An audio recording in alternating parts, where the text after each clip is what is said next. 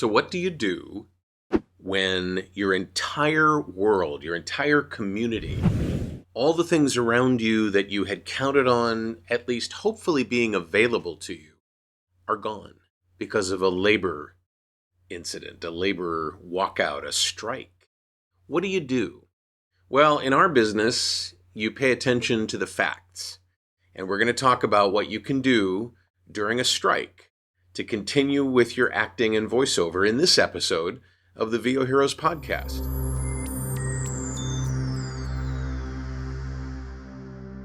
It's really important to understand that when a labor organization is engaging in negotiations and those negotiations hit an impasse or aren't productive and that labor organization decides to go on strike, that they're striking over particular items. In the case of the WGA, their world is a lot more inclusive in terms of what they write for and what they're striking over. But still, they are striking against a group of people called the AMPTP and others, and their strike is their strike. SAG-AFTRA, their negotiations were over the primetime theatrical contract, and again with the AMPTP. But SAG-AFTRA covers for you, the union actor, or for those of you that are going to be in the union, many, many, many categories of work that were not being negotiated, nor were they part of the strike. And so when you're in a situation like that, be aware that yes, there may be some areas of work that you can't pursue because they're not being done. But there are other areas of work, in particular with a SAG-AFTRA action, whatever contract is being negotiated and being struck over is what work isn't available, but everything else is. So for the primetime theatrical situation, still available, voiceover, all voiceovers except for primetime animation. That includes audiobooks, it includes commercials, it includes video games, it includes co-ed, corporate educational stuff like IVR and e-learning and museum tours and all the stuff that's in there, store announcements. Just be aware that the world is not as horrifying as it can appear to be from the outside. Be aware of what your union organization is doing. If you're a union actor, if you're someone looking forward to being in the union, study this situation while it's happening.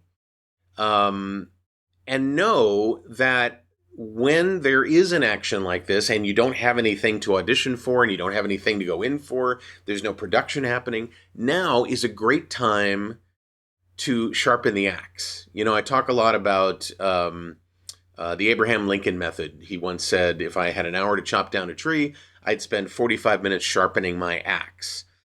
And you have an opportunity in situations like this to up your game, to up-level your auditioning process, or to learn voiceover, or a category of voiceover that you weren't in before. There's always a way to make hay both while the sun shines and while it doesn't shine so brightly. Look at these situations as opportunities as opposed to awful, disgusting, horrifying situations, because they are what they are, and you can make things better simply by changing how you think about them. But in particular, in the case of a labor action, be aware of what those action or actions might be in truth, what they actually mean. And, I can't wait to work with some of you that are joining VO Heroes or have joined the ACX Masterclass or are just like coming into the sphere of influence of these podcast episodes for the first time.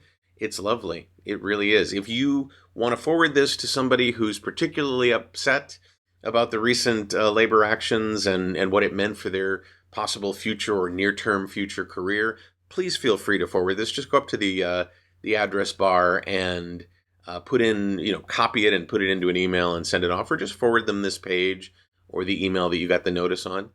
If you want to hit the like button, I'd really appreciate that. Many of the people who view this or listen to this podcast, their like button is just mashed beyond recognition. You can subscribe to the channel. You can be notified when new episodes come out. Just click the notification bell. I'd really appreciate if you do that.